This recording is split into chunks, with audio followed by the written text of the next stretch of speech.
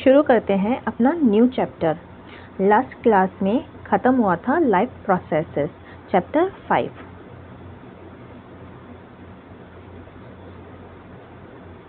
Chapter 5 finish हुआ था। अब हम शुरू करेंगे chapter 1, chemical reactions and equation. जो चैप्टर पढ़ा है हमने वो हेल्प करेगा इसमें। देखते हैं, चलो आगे बढ़ते हैं, अपना शुरू करते हैं आज का chapter, chemical reactions and equations. आज की क्लास में हम पढ़ेंगे इंट्रोडक्शन।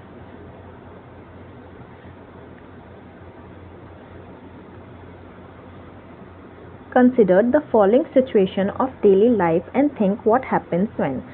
यहाँ पे बोल रहे हैं कि कुछ सिचुएशंस दे रखी हैं डेली लाइफ की, और सोचो क्या होता है जब ये वाली सिचुएशन, ये जो दे रखी हैं सिचुएशन, क्या होता है कि ये सिचुएशंस में पहली है milk is left at room temperature during summers.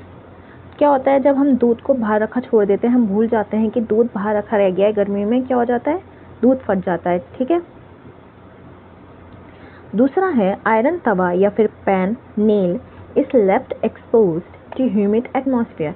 Humid atmosphere में अगर कुछ आयरन की बनी हुई चीज़ अगर रह जाती है तो क्या होता है, उसमें क्या लग जाता है, जंग लग जाता है।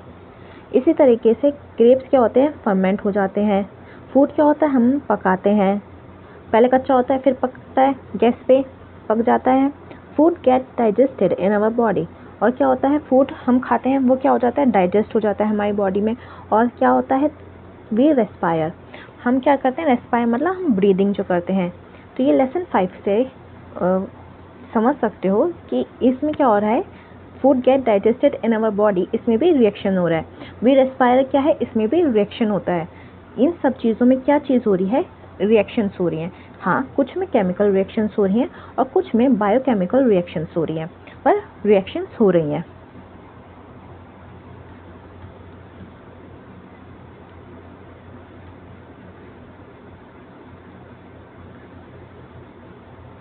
In all the above situations, the nature and the identity of the initial substance have somewhat changed. हमने क्या देखा, हमने इन सारी सिचुएशंस में क्या देखा, उनका जो नेचर था और उनकी जो आइडेंटिटी थी, जो ओरिजिनली जो थे, वो क्या हुआ, वो कुछ थोड़े बहुत, किसी में पूरे या किसी में, जैसे कि आयरन में कुछ, खाने में पूरा, क्या हुआ, उनमें चेंज हुआ। We have already learned about physical and chemical changes of matter in our previous classes. हमने पहले देखा है फिजिकल और केमिकल चेंजेस। कहाँ पे देखा हमने, प्रीवियस क्लासेस में, प्रीवियस यानी कि 9th में फिजिकल और केमिकल चेंजेस के बारे में हमने पढ़ा है। Whenever a chemical change occurs, we can say that a chemical reaction has taken place. हमें पता है कि जब केमिकल चेंज होता है तो क्या होता है, केमिकल चेंज होने में कौन सी रिएक्शन होती है, केमिकल रिएक्शन होती है। और फिजिकल चेंज होने में कौन सी रिएक्शन होती है, फिजिकल चेंज होती है। फिजिकल रिएक्शन क्या होती है, फिजिकल रिएक्शन अगर नहीं पता किसी को तो मैं इंट्रोडक्शन दे देती हूँ। फिजिकल रिएक्शन जो होती है जिसमें जो है,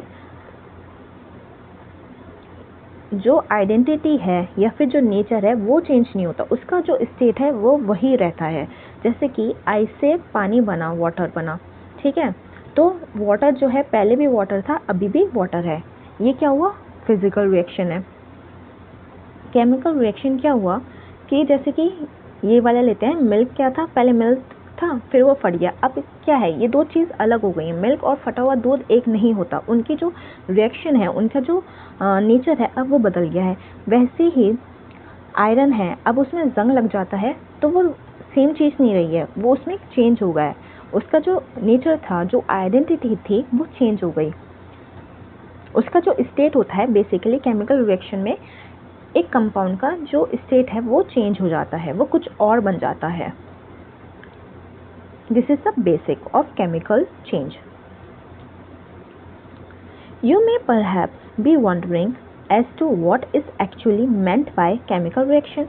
अब तुम लोग ये सोच रहे होंगे, ऐसा मैं नहीं कह रही, इसमें लिखा है देखो, कि तुम ये सोच रहे होंगे कि केमिकल रिएक्शन से मतलब क्या है, क्या मतलब होता है केमिकल रिएक्शन का। How do we came to know that a chemical reaction has taken place, और हमें कैसे पता चलेगा कि एक केमिकल रिएक्शन हुई है, हमें कैसे पता चलेगा। ये अब कुछ एक्टिविटीज़ दी है इन्होंने, वो एक्टिविटीज़ के थ्रू, वो एक एग्जाम्पल्स हैं, 3 एक्टिविटीज़ हैं, उस एक्टिविटीज़ से वो बताएंगे कि क्या हुआ है, कैसे पता चलेगा केमिकल रिएक्शन हुई है। चलो देखते हैं पहले एक एक करके। Let us perform some activities to find the answer to this question. Activity number 1, इसमें क्वेश्चन है कि ये खुद मत करना, ये टीचर के सामने करना, अगर टीचर करवाता है तो। Clean A magnesium ribbon about 3 to 4 centimetre long bye rubbing it with sand paper. इन्होंने यहाँ पे इस फिगर में ये लिया है एक मैग्नीशियम रिबन, इसको क्लीन करना है, फिर इसको खुद नहीं पकड़ना, इसको टोंग की हेल्प से पकड़ना है। ये टोंग है, इसको टोंग की हेल्प से पकड़ा, ये बर्नर है, इस बर्नर से इसको मैग्नीशियम को बर्न किया। इसको बर्न करने पे क्या हुआ, ये नीचे वॉच ग्लास रखी है, इसको बर्न करने पे ये मैग्नीशियम ऑक्साइड बन रहा है, वाइट कलर का पाउडरी सब्सटेंस बन रहा है। ठीक, पढ़ते हैं इसको, एक्टिविटी को। Hold it with a pair of tongs, tong की हेल्प से इसको पकड़ना है। Burn it using a spirit lamp और बर्नर, यहाँ पे बर्नर लिया है। And collect the ash so formed in a watch glass as shown in figure 1.1। Burn the magnesium ribbon keeping it away as far as possible from the eyes. ठीक है, इसको burn करते समय कितना अपने आप से, अपनी आंखों से दूर रखना है। तो तुमने क्या देखा, व्हाट डू यू ऑब्जर्व, हमने क्या देखा कि एक मैग्नीशियम से क्या बन रहा है, मैग्नीशियम ऑक्साइड बन रहा है। Burning of A magnesium ribbon in air and collection of magnesium oxide in a watch glass. तो पहले कुछ और था, अब उसकी स्टेट बदल के कुछ और हो गई है, ऑक्साइड हो गया वो मैग्नीशियम ऑक्साइड।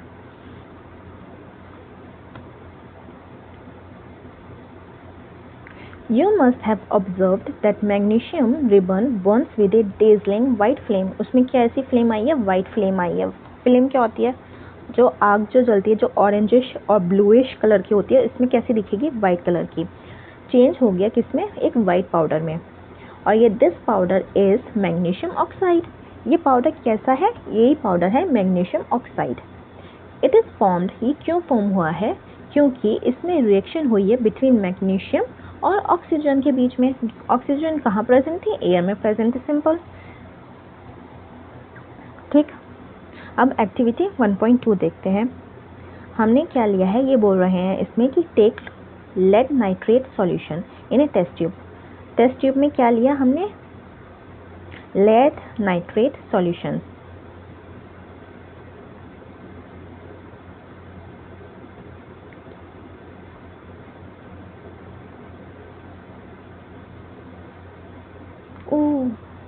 ये क्या हुआ,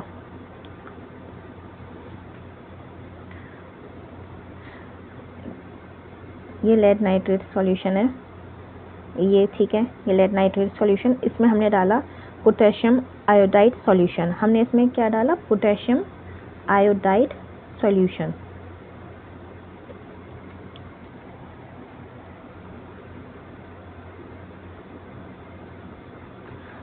अब क्या देखा, व्हाट डू यू ऑब्जर्व, हमने देखा कि ये जो पोटेशियम आयोडाइड है उसने रिएक्ट किया है लेड नाइट्रेट सॉल्यूशन से। ये है डबल डिस्प्लेसमेंट रिएक्शन। अब यहाँ पे क्या बनता है, यहाँ बनता है लेड आयोडाइड, जो कि होता है ब्राइट येलो पर्सिपिटेट कलर का, पर्सिपिटेट होता है, और ये होता है ब्राइट येलो कलर का। और बाकी जो बचा है पोटेशियम नाइट्रेट बनता है, जो कि सॉल्यूशन में रह जाता है। तो हमने क्या देखा कि एक ब्राइट येलो कलर का पर्सिपिटेट बना है, क्यों, और वो होता है सॉलिड। पर्सिपिटेट क्या होता है, सॉलिड होता है, तो वो नीचे ही मिलेगा और उसका कलर होगा ब्राइट येलो कलर का, हमें सॉल्यूशन दिखाई देगा। ठीक, इसमें भी क्या हुआ कि लेड नाइट्रेट और पोटेशियम आयोडाइड जो थे वो चेंज हो गए किसमें, लेड आयोडाइड में और पोटेशियम नाइट्राइट में। इसमें भी केमिकल चेंज हुआ और इनका जो नेचर था वो चेंज हो गया। अब हम देखेंगे एक्टिविटी 1.3।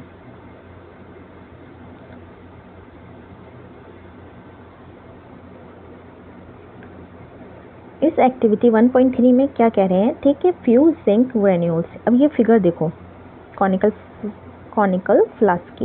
यही रहे जिंक ग्रेन्यूल्स, ये पड़ी है नीचे। और test tube add dilute hydrochloric acid और सल्फ्यूरिक एसिड, या तो हाइड्रोक्लोरिक एसिड या तो सल्फ्यूरिक एसिड। हमने इसमें क्या लिया है फिगर में, सल्फ्यूरिक एसिड जो कि है डाइल्यूट, कॉन्सेंट्रेटेड नहीं। अब handle this acid with care. Do you observe anything happening around the zinc granules? कुछ दिखाई दिया जिंक ग्रेन्यूल्स के आसपास? दिखाई दिया। डज द कॉनिकल फ्लास्क और test tube is there any change in temperature? तो इसका टेम्परेचर जो होगा वो बढ़ जाएगा, गर्म होगा। हमने क्या देखा, हमने देखा कि इसमें क्या हुआ है, फॉर्मेशन ऑफ हाइड्रोजन गैस हुई है। हाइड्रोजन गैस जो है इस रिएक्शन में फॉर्म हुई है by the action of dilute sulphuric acid on zinc. Zinc और डाइल्यूट सल्फ्यूरिक एसिड ने रिएक्शन करी और उससे क्या रिलीज हुई, हाइड्रोजन गैस, जो कि इस ग्लास ट्यूब से बाहर आई है।